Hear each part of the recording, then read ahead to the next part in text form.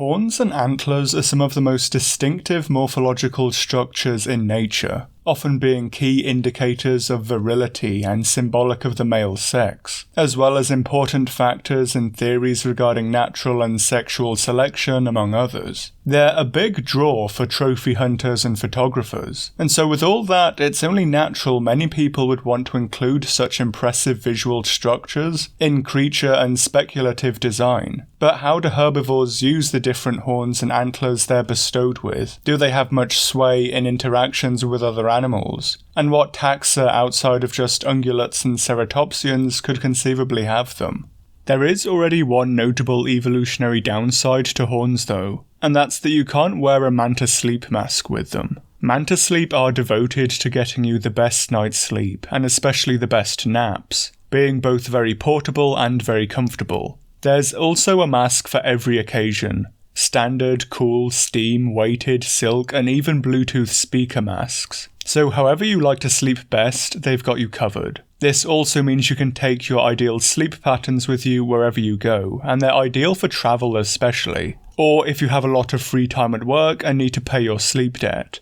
And actually being a user myself, I can safely say manta sleep masks are both very comfortable and do an excellent job at blocking out light and other external influences for you to sleep at any time. You can follow the link provided now and in the description and use my code UHC for 10% off, so you can finally get a good night's sleep. So let's kick things off with the main types of horn and antler seen in ungulates, how they're used and what impacts this can have on postcranial anatomy too. A horn is made up of three parts: the stem, which is the base in other words, the catching arch, which is where the horns that interlock will do so, and the stabbing point or zone, which is best summed up as the dangerous part. Antlers still roughly align with this, but the catching arch will typically have tines, the extra spikes being better designed to snag an opponent's weapon too. Perhaps the most simple horns are the stabbers.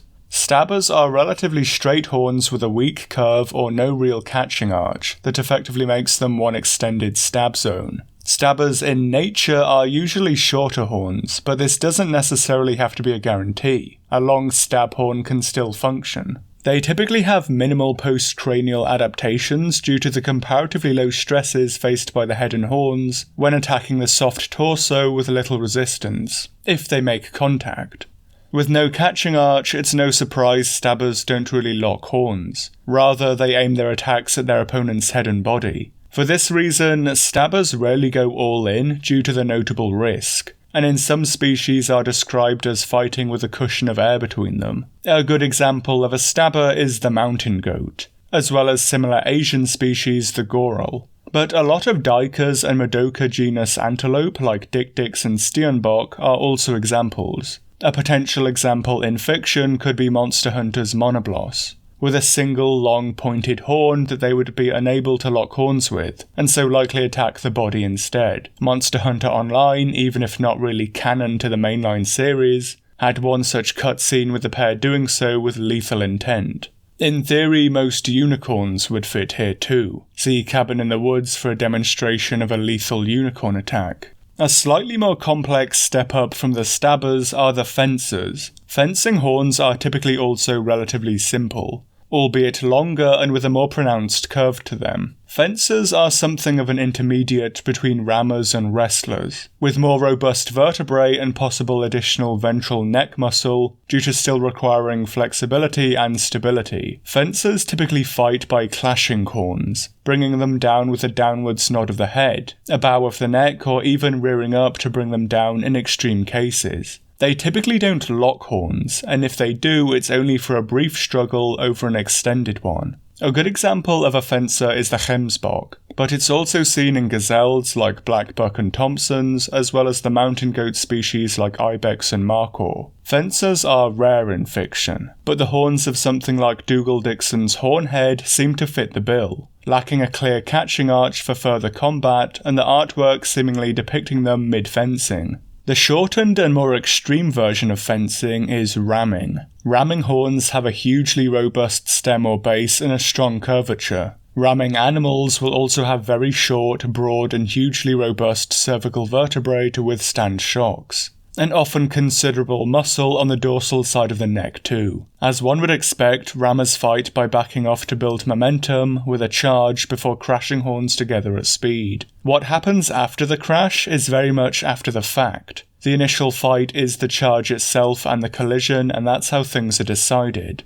A good example of a rammer is the bighorn sheep, and in fact all Ovis genus sheep with large horns are rammers too, but other taxa include muskoxen and tarkin.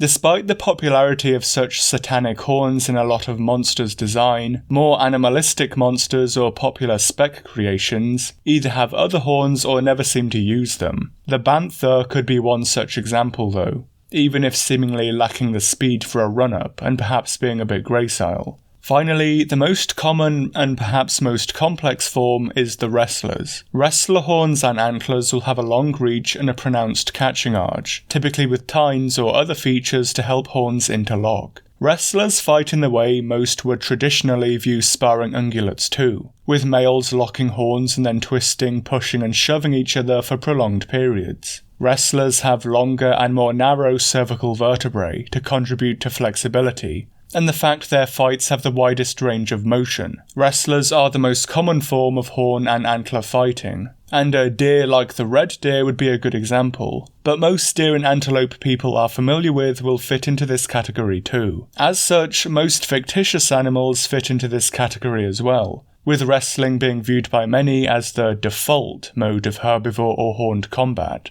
due to its frequency in real life. Skull Island's Feructus and Silverceratops, the Reek from Star Wars, and Diablos from Monster Hunter are all designed as wrestlers. Diablos use a variety of moves in combat with one another, but principally are wrestlers. With the categories sorted, it's worth noting that they're not set in stone. More data can change opinions, and in Lundgren's original paper, Cape Buffalo were classed as rammers, and later moved to wrestlers in Linden and Dumont. Similarly, fights can have multiple parts. Buffalo and bison will often start with a ram and then turn into a wrestle-fence combo afterwards. Bison are well adapted for ramming, with a thick skull, woolly mat of shock-absorbing fur and huge neural spines for immense muscle attachment. But after the ram, a strong and skilled bull can still win the fight by wrestling, and mortalities aren't rare. Similarly, ibex fence, but will often rear up to do so, which one could argue puts them somewhat halfway between more typical fencing and ramming. Any animal with a stab point can also still choose to attack the body as well, and may often do so, sometimes even with lethal intent or effect. In any fight, things can always get ugly. Other horned animals like rhinos and giraffes can loosely still be fit into such categories. African rhinos seemingly have giant stab point horns,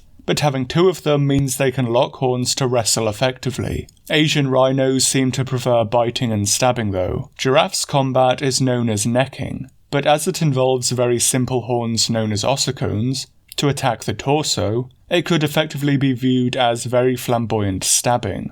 It could be worth talking about evolutionary prompts for horns too. Many duikers are small forest-dwelling animals with paired male-female territories and stabbing horns. The individuals live at comparatively small numbers in small sedentary territories and so don't fight very often, thus the simplistic and comparatively dangerous horns, with the restrained fighting behaviour. The adaptive radiation of many ungulates out into the savannas caused grouping and then herding behaviour. Essentially a lot of animals, both male and female, in the same place, and with it larger but often more complex horns like fencers and wrestlers. And this is what you'd expect. The more you use such weaponry, the less lethal it's better for it to be. If it's 50-50 that you might be killed by your opponent, then this isn't such a big deal if it just happens once a year. But if it happens multiple times a day, the odds are you'll be dead by the afternoon, let alone the end of the breeding season, let alone the end of the year, as territory, herd or harem defense can sometimes be a year-round job. So for an animal frequently in combat, it's safer to have such weapons that aren't imminently lethal. But as said, a lot of more derived horns can still be used lethally with a stabbing point. So in summary, straight horns for stabbing, long and curved for clashing and fencing, huge and chunky for ramming each other at speed, and ornate and slash or with a catching arch for the typical locking horns and wrestling. So with horn morphology and how they're used against other animals covered, some may have the next question of, are any horns made for predator defense? And yes and no. Horns, tusks, and most cranial weaponry is generally made for sexual selection in males. That's the origin, at least. But a lot of the time it can later be co-opted into serious and successful anti-predator weaponry. Gemsbok are one such example of this. Females and males have little difference between horns. The horns grow very fast in calves, and Gemsbok use them to successfully fend off and even kill predators, and they lack the speed and stamina of sympatric ungulates. So it may not have been their initial cause, but it does seem they have undergone changes to make them good anti-predator weapons. Similarly, horns in females may also be in the same boat. Female ungulate horns are typically shorter, less ornate, and of the stabbing variety, seemingly just made as anti-predator tools over having similar competitive value in males. Environment also has an impact here. Horned females are typically in large open country species that defend themselves and their calves. Smaller and/or forest species typically use cover and crypsis to defend themselves and their offspring, and often won't defend them if attacked by a predator. So to add on to this, is there any particular horn type that's more deadly than the others? And not really. There are records of each type of horn successfully being used to repel or kill predators. So on a base level, most of them are as good as each other really. It could be worth noting rammers may be the worst category though. Ovis generally defend themselves very poorly, and rely on terrain more than fighting for predator defense. Plus, the wind-up for their horns against something that's already closed the distance limits their effectiveness. Only musk oxen have been recorded to use their horns effectively of the rammers, and this is due to them having buffalo-like hooks on them that can be used to gore enemies and have been used to kill wolves and bears. It could be suggested that stabbing and fencing horns are the most dangerous, as they're often effectively just spears mounted onto your head, and do seem to be the minimum used in predator defense, in that females that have horns will typically have stabbing ones too. Similarly, Gemsbok have multiple records of them using their horns effectively on predators of multiple species, and spotted hyenas are often unwilling to tackle adult Gemsbok that stand and fight. When Galahadi lions and hyenas hunt Gemsbok too, they can sometimes use specialised methods, with the hyenas pulling Gemsbok onto their side to reduce the effectiveness of their horns, whereas lions attack the lumbosacral joint to break it and cripple the animal for an easier kill. But then buffalo are also pretty lethal animals, that have numerous records of them killing lions, probably more so than any other predator-prey relationship, and their horns are part of the wrestler category. So really, it seems horns can be lethal so long as you have a sufficient stab point, and that's the chief thing required. Everything else is a mix of behaviour, post-cranial morphology, and other traits as to how dangerous you are or aren't. And there are a lot of other things that can go into if you're dangerous or not too. Despite the lethality of their horns, Gemsbok often play second fiddle to zebra at waterholes, and zebras themselves are pretty tough animals, with records of them killing each other and predators too, even without horns. Horns, after all, were made for intraspecific sexual selection first, and predators second when at all. To my knowledge, no one has applied the methodologies of the two main studies on horns and ungulates, Lundgren and van der Linden, and applied them to extinct taxa. But we can make some cautious suggestions through deep time. There's evidence from bone lesions to suggest Triceratops, and thus possibly Chasmosaurine and Nasutoceratopsian ceratopsians could have been wrestlers, capable of locking their brow horns in horn-to-horn combat. It's tempting to suggest pachyrhinosaurs as rammers, with their extensive nasal bosses, and more typical horned eucentrosaurs may well have been stabbers, often having prominent nose horns that couldn't interlock, and no brow horns either, as well as possessing trauma to the ribs that would fit with such descriptions. But, like with some modern herbivores, it seems any ceratopsian wasn't above throwing down with lethal intent, and chasmosaurs have also been found with body trauma that could be from horns. Triceratops specimen Big John has a healed lesion believed to be an attack from behind, that seems aimed at the neck with lethal intent, which can hardly be called sporting. But ceratopsians weren't the only horned dinosaurs, and a number of theropods were horned if not cranially ornamented for possible combat in some other way. The dorsal surface of large theropod skulls often have horns, bony protrusions, or rugose surfaces that some have hypothesized could be used for combat. With smaller and less derived structures than the advanced horns of ceratopsians and ungulates, as well as their stiff bodies, it seems such contests would have been relatively simple. Headbutting the body or pushing contests with the heads interlocked seem most likely, with theropods likely lacking the sufficient speed and mobility for ramming and fencing. But why may such deadly, well-armed animals bother with such restrained combat? And presumably because theropods weren't immune to their own jaws. Tyrannosaurus is well known for their devastating bite forces capable of crushing bone, and so their own bones were not exempt from said crushing.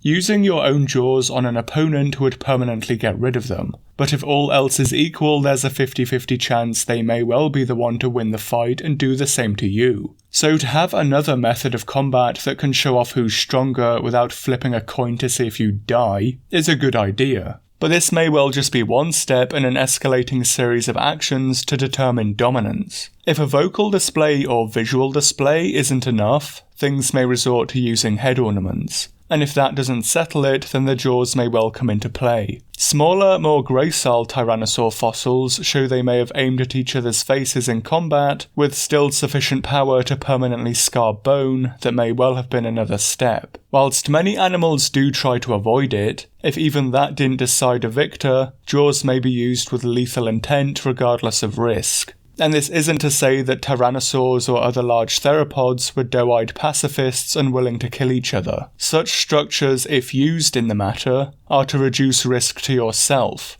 rather than to spare your equally dangerous opponent who you'd likely still want dead anyway. Exceptional circumstances or individual variation of aggression and shyness in the individual may also factor in and lead to some especially hostile individuals going straight for the kill, and some who may not back down. But overall, the prevalence of horned theropods in fiction is well supported by their prevalence in fact too, and this is just one hopefully informed suggestion about the usage and evolution of such structures in such a family for creative use.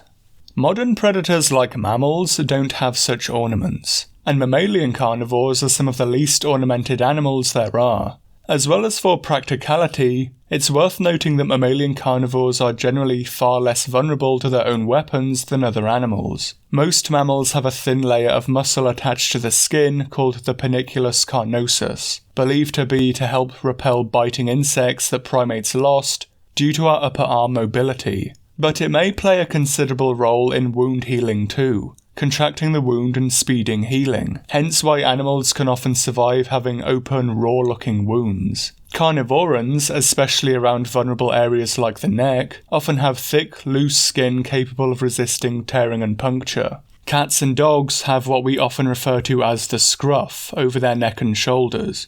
Big cats like male lions and leopards have manes and dewlaps. Honey badgers and some other mustaloids are well known for their especially loose skin, and hyenas have very thick skin around their neck and shoulders too to resist violent biting and shaking. But if we were to slap horns on a carnivoran, are there any particular tributes that may make more or less sense than another? And if I were to suggest a family or boar plan for such an animal, hyenas would probably be my chief choice. Hyenas are immensely robust, powerful animals, well adapted to carry heavy loads over long distances. That results in them having the least lumbar and limb flexibility and movement for their order. And this would be good for supporting horns and using them in combat. Hyenas are already well suited to heavy cranial burdens, as they carry things with their mouths, and the lumbar strength and stiffness would allow them to use ramming and pushing movements when engaging with one another. Hyenas occasionally will also ram opponents with minimal biting to scare them off kills,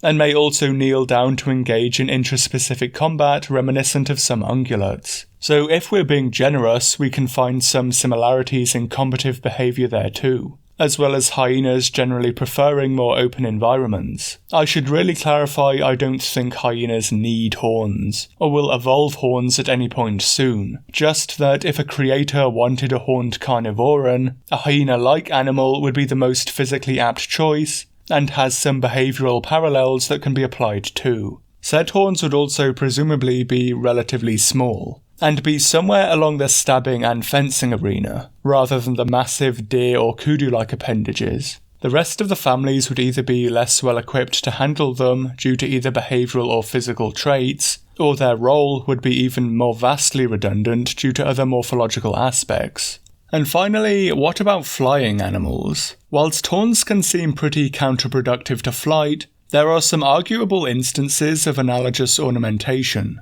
the best example being hornbills. Whilst not actual horns per se, helmeted and great hornbills will engage in aerial jousts with one another, not so dissimilar from the ramming contents of some ungulates. Being made of honeycombed tissue, the casques are still very light whilst being strong, often being known as hornbill ivory. There are likely limits to ornament-based combat in an aerial setting. Attempts at wrestling with them would likely cause you to just fall, and similarly, maintaining a sufficient distance for fencing would be very difficult. But ramming and stabbing both seem pretty doable on the wing, as hornbills show with the former. It could be worth noting too, in speculative volant animals, horns or antlers could have some value of display. Both are already expensive to grow and maintain, and carrying around heavy structures is not what you want to do if you have to fly. But if seasonal appendages like antlers, they could well be a display of your strength in the breeding season. Birds will develop extreme feathery appendages to show off fitness, like a wider's tail or a pennant-winged nightjar's streamers. Unfeathered animals could similarly grow other such detrimental ornaments, to show fitness without necessarily using them for combat too. Dragons very often have horns that can seem useless,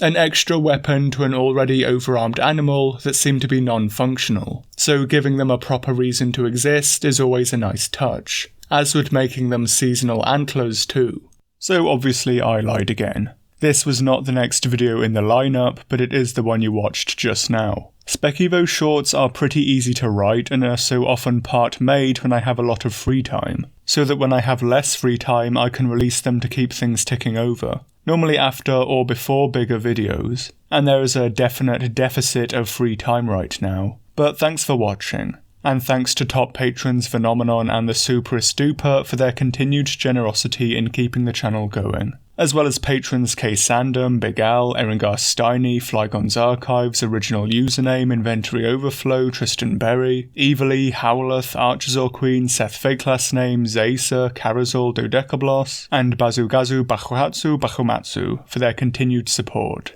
As ever, if you have any ideas, do comment below for future Spec Evo shorts. I can't do all of them, as some topics are either too far-fetched or stray into areas that aren't really my wheelhouse, like when species start getting civilized. But from past comments I've accumulated a good few ideas for future videos to keep them coming. And general likes, comments and subscriptions are always appreciated too. Next time will be the actual video that was originally meant to come out this week. Hopefully I'll see you there for it.